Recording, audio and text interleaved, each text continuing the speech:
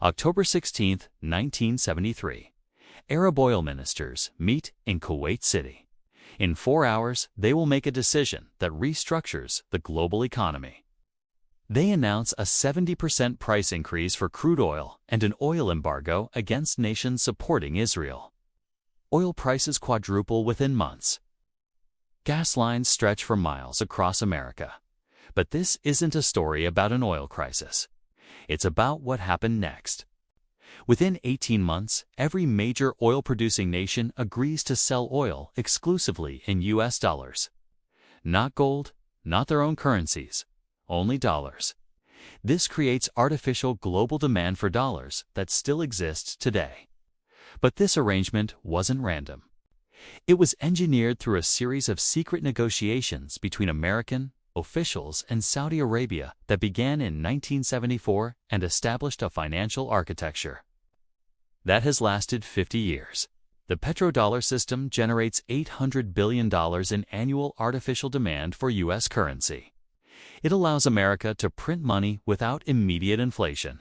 And it gives 3 oil dynasties, Rockefeller, Getty, and Hunt, control over the commodity that powers industrial civilization. This wasn't an accident. This was designed. Here's how they did it. Before we examine how the petrodollar system was built, you need to understand the problem it solved. In 1971, President Nixon ended dollar convertibility to gold. Suddenly, the dollar was backed by nothing but confidence. Foreign governments held billions in dollar reserves. If they lost faith and dumped those dollars, the currency would collapse. America needed a new reason for the world to hold dollars. The solution: make oil purchasable only in dollars. Oil is different from every other commodity. You can't run modern civilization without it. Transportation, manufacturing, agriculture, plastics, pharmaceuticals, everything requires oil.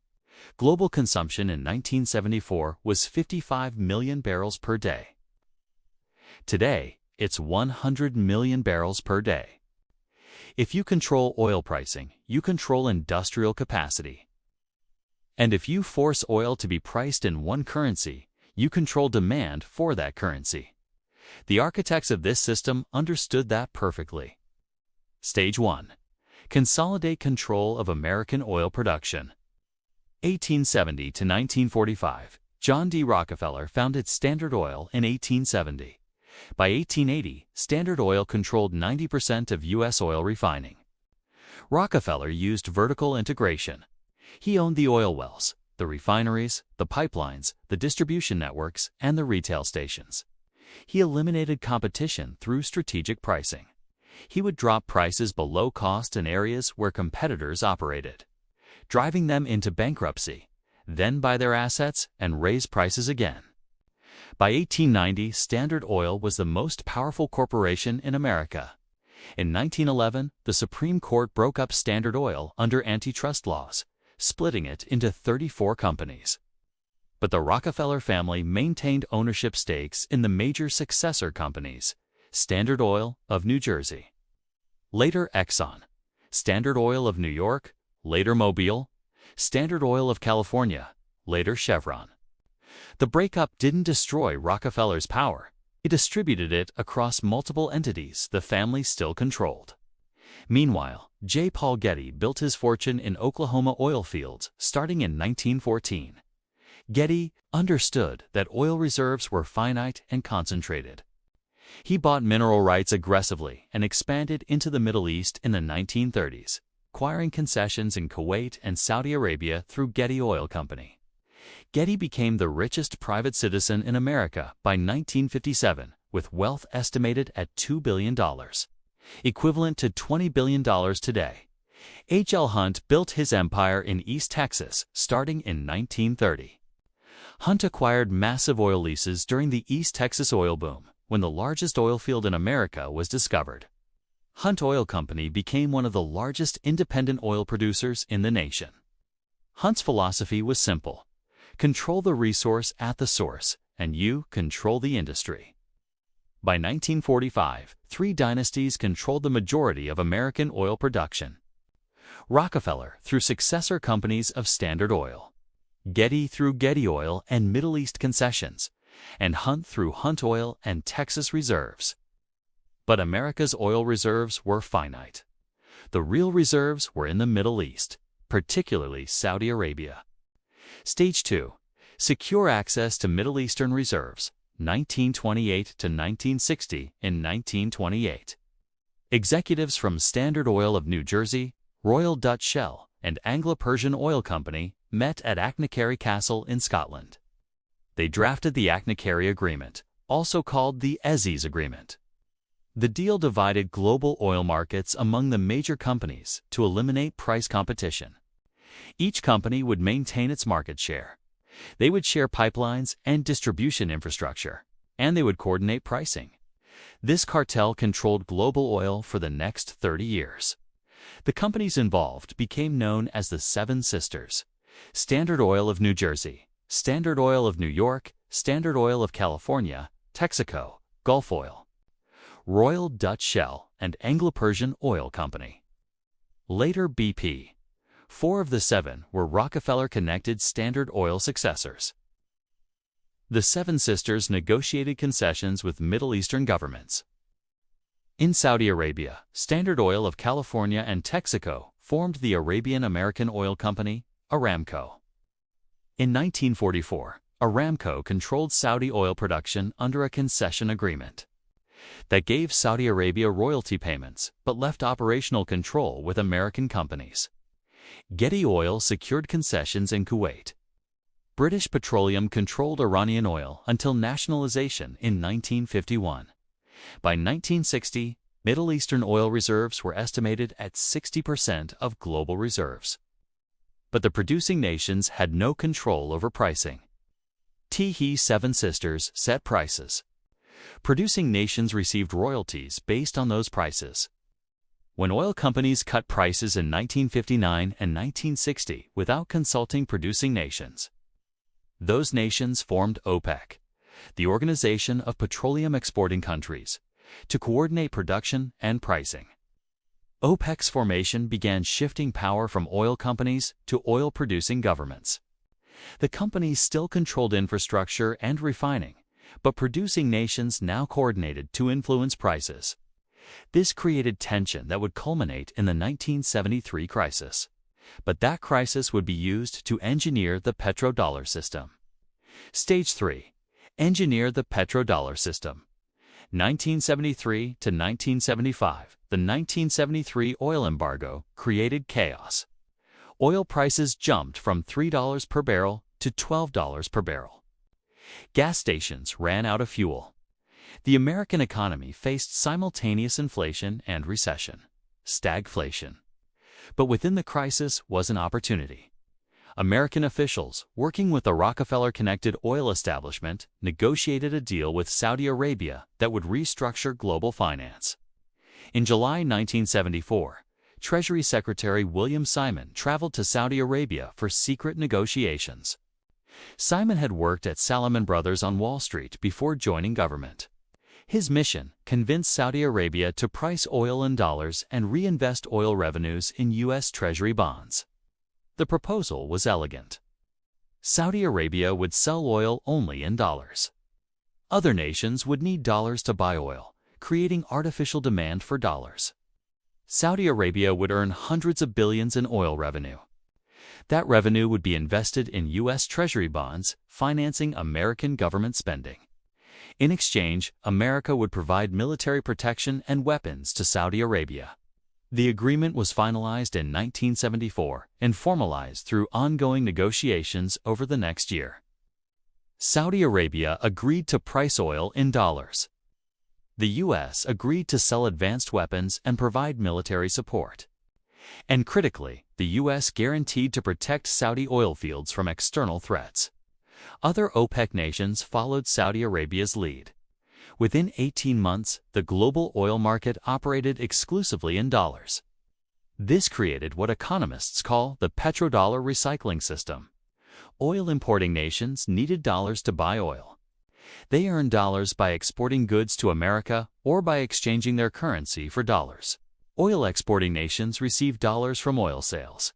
Those dollars were invested in U.S. assets, primarily Treasury bonds.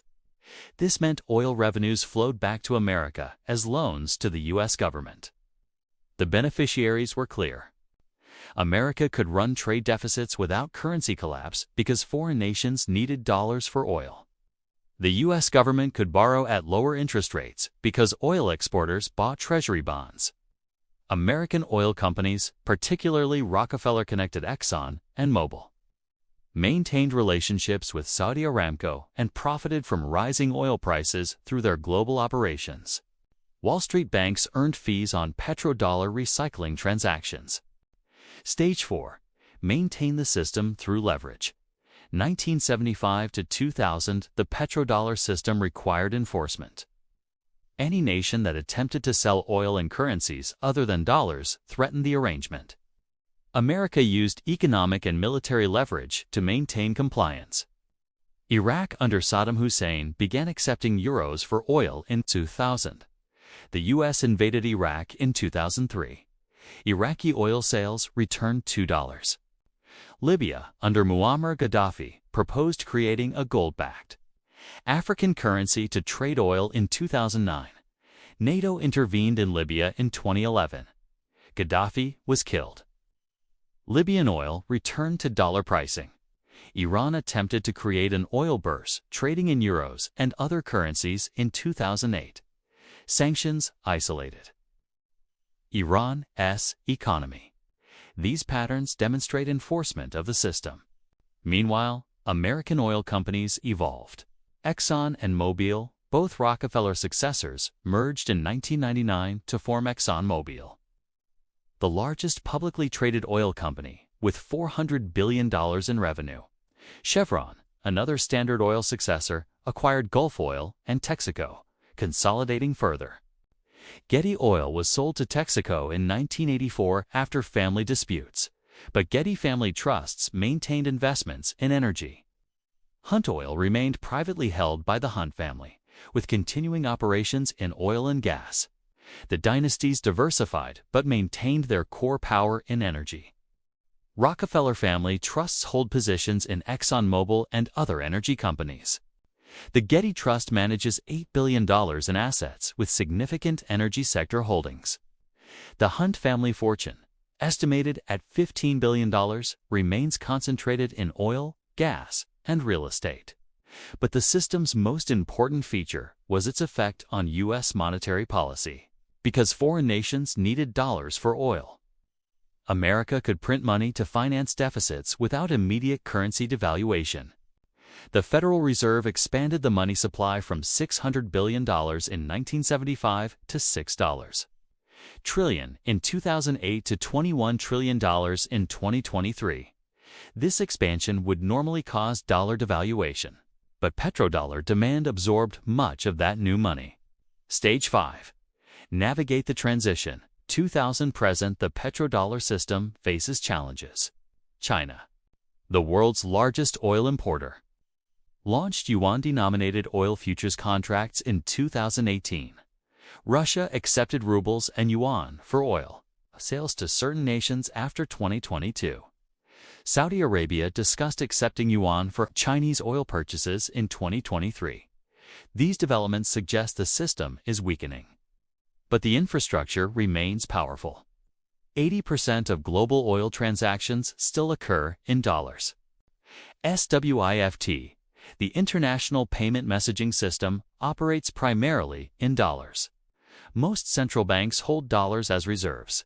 The system, built over 50 years, doesn't unwind quickly, and the families that built it have adapted.